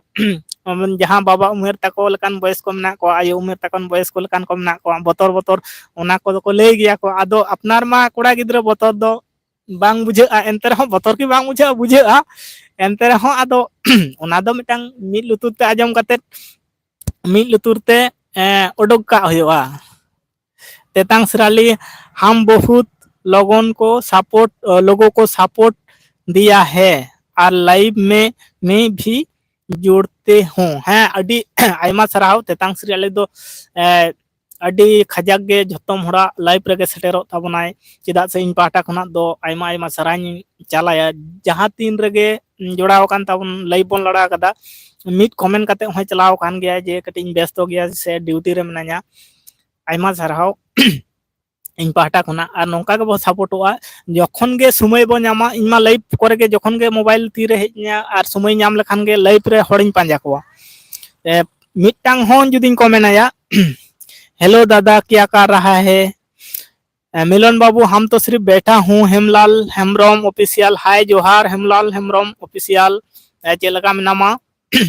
आ सारी उतर के जहाँ टाइम जहाना नेलते बो चावाया ओना टाइम गे जुदी जहाँ ठेन मिड बारेम कमेना से उनी हो बेसे बुझा आम हो बेसेम बुझेवा जतटा टाइम एम ᱧᱟᱢᱟᱢ ᱚᱱᱟ ᱴᱟᱭᱤᱢ ᱜᱮ ᱩᱱᱤ ᱦᱚᱲ ᱴᱷᱮᱱ ᱜᱮ ᱦᱟᱸᱜ ᱠᱟᱹᱢᱤ ᱨᱮᱢ ᱮᱢ ᱫᱟᱲᱮᱭᱟᱜ ᱠᱷᱟᱱ ᱜᱮ ᱟᱡ ᱦᱚᱸ ᱵᱮᱥᱮ ᱵᱩᱡᱷᱟᱹᱣᱟᱭ ᱛᱟᱨᱯᱚᱨ ᱟᱢ ᱦᱚᱸ ᱵᱮᱥᱮᱢ ᱵᱩᱡᱷᱟᱹᱣᱟ ᱵᱩᱜᱤ ᱵᱟᱹᱲᱤᱡ ᱮᱢ ᱨᱚᱯᱚᱲᱟ अड़ी बेस अइकगा हेमलाल हेम्ब्रम ऑफिशियल क्या कर रहा है अभी तो सिर्फ बैठा हूँ इधर अंधेरा में और एक दोस्त मोबाइल पाक का लाइट किया है और इधर बैठा हूँ और इधर चारों पांचटा क्या बोलता है अंधेरा ही अंधेरा है ठंडी लग रहा है तो आप लोगों के साथ बात कर रहा हूँ ना इसलिए मजा आ रहा है सरिता कुड़ी दादा दादा थोड़ा लई में से आपे सेट रे रिल रियल घटना घटाओ हो तो तोरा बड़ा ओ बहुत मा मेना आदो ओना कथा को दो माने मिड लेकाते जुदी बो नेला माने उना तो चेक को लिया को माने रियल घटना मा होई बड़ा कना इन में सामांग करे तो बांग होई बड़ा कना उनकान घटना को तो को ले बड़ा कदा आदो इन दुñ मेता को पहले ते तो आपे मेते मांग नेल लेते तारपर हा पे लेया चेत जिनिसटा चेत कना आर भूत बोंगा को मा बनु लेकान कथा हो बांग कना मेना को गया उनको मा उनकुआ जायगा रे को ताहेना अबो मा अबोआ जायगा रे को बोन ताहेना आर बनु ले हो खराब गया जे बनु को मेनते नोआ ले हो खराब गया चिदा से माने नितो जुदी बो लेया जे बनु को नोआ ना चेक को लेया को मिटांग कंट्रोवर्सी लेकाना कथा हिजुआ ताहले एक हड़ को लेयामा आम दम बोका गया ताहले बाम बड़ाया नोआ हो कान गया आर आदो इन दुñ चेंज मेन दाबना नोआ गे जे उनको मा उनकुआ जायगा रे को ताहना को अबो मा अबोआ जायगा रे को ताहना आर उनको संग हो अबो चिदा बो लगा उनको संग हो चिदा बो उनकुआ हिजु सेनो डहार रे हो चिदा बो जांगे दराम को आको मा आको लका के को ताहचुनी से आर अबो हो अबो लका के बो ताहना आको हो चिदा बो असुविधा कोआ आर अबो हो पाले बाको असुविधा बोना आर बोंगा भूत मा को ताहन गया बांग ताहन दो लेकाना कथा दो बांग कना ताहन गया को धरती रे नोआ धुड़ी धरती रे मा झत्तो होड़ा गे ताहन जायगा कना बांग ताहन लेकाना कथा दो बांग कना आर सारी घटना मा इᱧ मेते दो हा हापे बन नेल बड़ा कदा आर नेल ना हो इच्छुक बनु तिया पालन चिकन बतरा के चम नेल हा ओना तेगे आदो चे इᱧ मेना नोंकान कथा कना आरकी कहाँ खा लिया है नहीं वो खाना खा लिया है कि नहीं हेमलाल हेम्ब्रम ऑफिशियल अभी तो खाना नहीं खाया और इधर ही बैठा हूँ आप लोगों के साथ बात कर रहा हूँ चीन लिया पेड़ा ठेन चावलेन तबना उनते खो रुआर जोखे गे हाँ आपे को सला रपड़ होयो कना आर रपड़ रपड़ ते अडिगान होड़ सला के बो रपड़ दी कान खातिर नित धबी लाइफ रे हम नाइन ताबन गया आर सरिता कुड़ी ओने उनकान कथा कान ताबना माने उनको मा आकोआ जायगा रे को ताहे चुनी से आ चिदा बो असुविधा कोआ आर ओना घटना को हो इन दो नेल हो बांग सनाया जे माने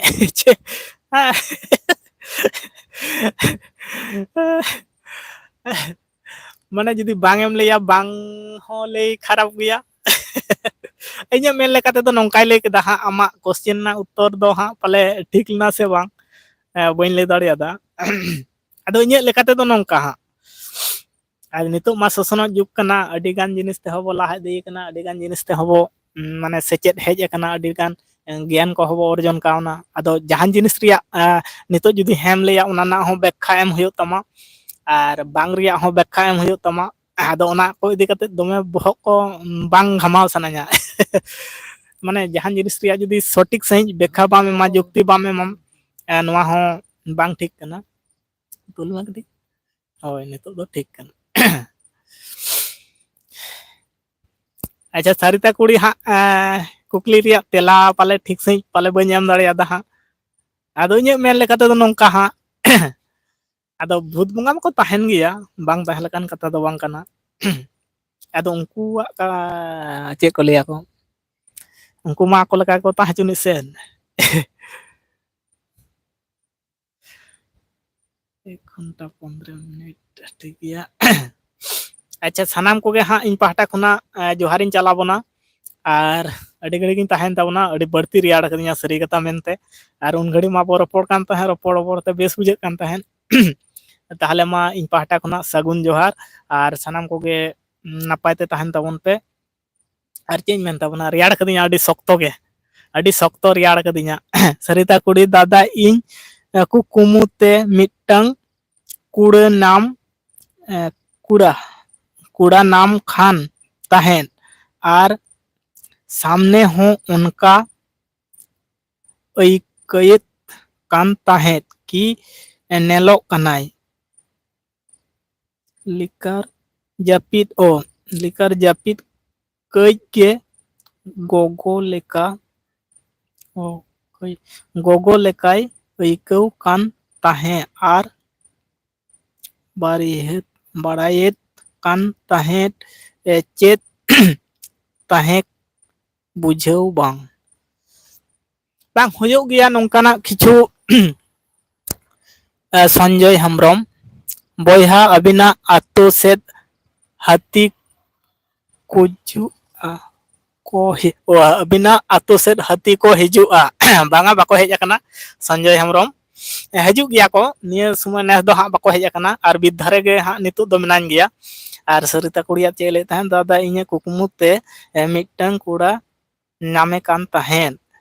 और सामने हो उनका अयकवेत कान तहेन कि नेलो कान तहें और जापिद खोज गे जो गोगो लेका अयकवेत कान तहें और ओना बड़ायते खान तहें कान ये चेत तहें कना सारीगे उनकाना घटना हुयुग गया आदो उना कुमा चेंज मेन ताबोना सरिता कुड़ी उना कुमा हुयुग गया अडिगान होड़ा उनकाना होई बड़ा कना आमाग सुमुंग दो बांग अडिगान मोचा खना उनकाना कथा को आजम बड़ा कदा जे वास्तव कुकनु ते जहां नेल लेदिया नितो हुंका नेले कना और उनी दो चिले ताहे कना नोंकाना हुयुग गया आदो उना को नेगेटिव दमे आलम उजहर ताबोना सरिता कुड़ी नेगेटिव जिनिस दो बांग बेसा जहां बोगिया कना उनागे बढ़ती उजहर ᱧᱚᱜ ताबोन में और पिंकू बिहारी नुंडा हेलो बया हैं जोहार गे पिंकू निहारी मुंडा जोहार गे हेलो बया हैं जोहार गे नेहाम कुली हेलो नमस्ते नेहाम कुली कैसा हो भैया हम तो ठीक हूँ और पिंकू मुंडा बिहारी पिंकू बिहारी मुंडा हेलो जोहार गे हेलो बया हैं जोहार गे आले पाहटा खुना पिंकू बिहारी मुंडा आज चेलका नाम ताबोना और सरिता कुड़ी हाँ ओनोंकाना नेगेटिव कोरेना दो नासे दो आलम उजहर ताबोना हाँ उना को दो बेस बांग जिनिस कना जहां लकाना बेस और खान उना मिद दिन लो घायल मियाय बार बार उजहर लेखान मने को बेस बाय बुझा जपित को हाँ बेस बाय हजोय और उनागे बार बार उजहर हजुआ उनकाना दो आलम उजहर ताबोना और नापाय नापाय गे उजहर में और समय नाम खान दो जहां सला बोगे बड़ी रपड़ में आरो बेसोआ उनकाना को दो आलम उजहर ताबोना और नापाय बुझा आरकी खराब उजहर लेखान खरापा उजहर उजहर ते अडिटा उजहर बढ़ती दिया हाँ नेगेटिव गे मने रे बासा उतरवा और बासा लेनखान हाँ चेद इन लिया माने ठीक काकाटा बेठिक काकाटा बाम दिशा नाम दाड़िया उनातीन लेदा नापाय नापाय गे उजहर दोहय ताबोन में नेहाम कुले हम तो बढ़िया हूँ पिंकू बिहारी मुंडा आदिवासी भाषा आप बोल पाते हैं कि नहीं हैं बोलती हूँ तो संताली तेगे रपड़ हुयुग कना पिंकू बिहारी मुंडा हम संताली ते बात कर रहा हूँ सरिता कुड़ी ठीक गया दादा चला में उड़ा चिदा की खाजाक रियाड़ का में है एकदम सरी कथा के कना अड़ी बढ़ती के रियाड़ कदिया और ओने मेन के लेका सरिता कुड़ी और जहां लेकाते मने बड़ीचुआ उनकाना को दो आलम उजहर ताबोना और चेंज मेना नापायाग गे उयहर में और बड़ीज बढ़ती नाम उयहर लेखान हाँ उनागे बासा उतरोआ बासा लेखान हाँ भूल भाल चिंता बढ़ती हजुआ और जहाँ लेकाते जुदी उनकाना बार बार उयहर हजू खान दो और आमरेन बेस्ट फ्रेंड को तहन खान दो उनको सला रपड़ में बोगे बोगे रपड़ में और जहाँ दमे लांदा हटिंग लेकाना कोई रपड़ दाड़िया कॉमेडियन धारा कोई रपड़ दाड़िया उनी सांग आरहम रपड़ लेखान चिका हिडिंग गड काम अडी लगन धाराम हिडिंग गड का और आलम चिंताय ताबोना उना बड़िया को दो आलम चिंताय ताबोना नापाय नापाय गे चिंताय ताबोन में उन्हें मेन के लेका जहां दो जहां मने फुर्ती लेकान हड़े तहनाय उनकान को गाते को जुदी मेना कोताम खान उनको सला कटी गाते ᱧᱚᱜᱚᱜ मेसे हाँ अडी लगन धारा गेम हिडिंग गोदा चेंज मेन ताबोना निये गे इनतिन उनकाया जहां जखन गे मने अडिस को दो तिना अडी नापाय जहां कॉमेडियन ᱧᱚᱜ गियाय सला इन फोन केदा उनी सांग रपड़ना दरकार हुआ कटी ᱧᱟᱯᱟᱢना ताहले तखन खान गे उना को दो सनामा इन हिडिंग चाबा केदा आम हो पाले नोंकाम कराव लेखान पाले अडी लगन ᱧᱚᱜ हाँ उना चिंता खना दम साहा और उना को दो खरापा को दो बांग चिंता गया ठीक गया दादा निंदा जोहार हाँ जोहार के इन पाहटा खुना और आले पाहटा खुना जोहार के नापायते तहन ताबन में सरिता कुड़ी और यूट्यूब फैमिली को हूँ निंदा जोहार हैं सनाम को गे इन पाहटा खुना निंदा जोहार और रियाड़ मा अडी खजाक रियाड़ कदिया अडी बढ़ती के रियाड़ कदिया आपे सला रपड़ रपड़ते और चे हुई हरक कावना सिर्फ मिटांग शॉर्ट दोवांग चे गेंजी को लिया निया गी हरक कावना और टुपी ते साब गुतरा लेते अडीटा गे आप कहाँ से हो हम वेस्ट बंगाल से पिंकू हम वेस्ट बंगाल से हूँ और आप बताओ आप कहाँ से हो और भाई क्या बोलूं अभी तो बहुत ठंडा लग रहा है इसलिए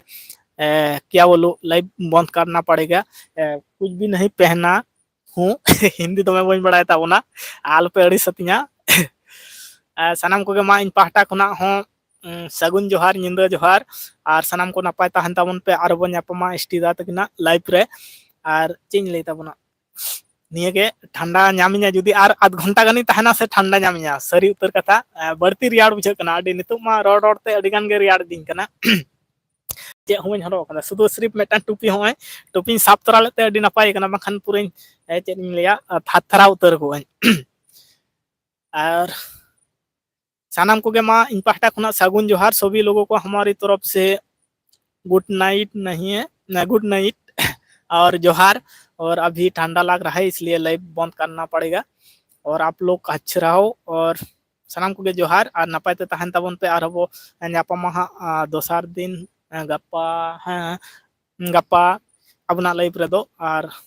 चीन ले ताबना जोहार गे आदो बई ले ताबना रियाड़ कदे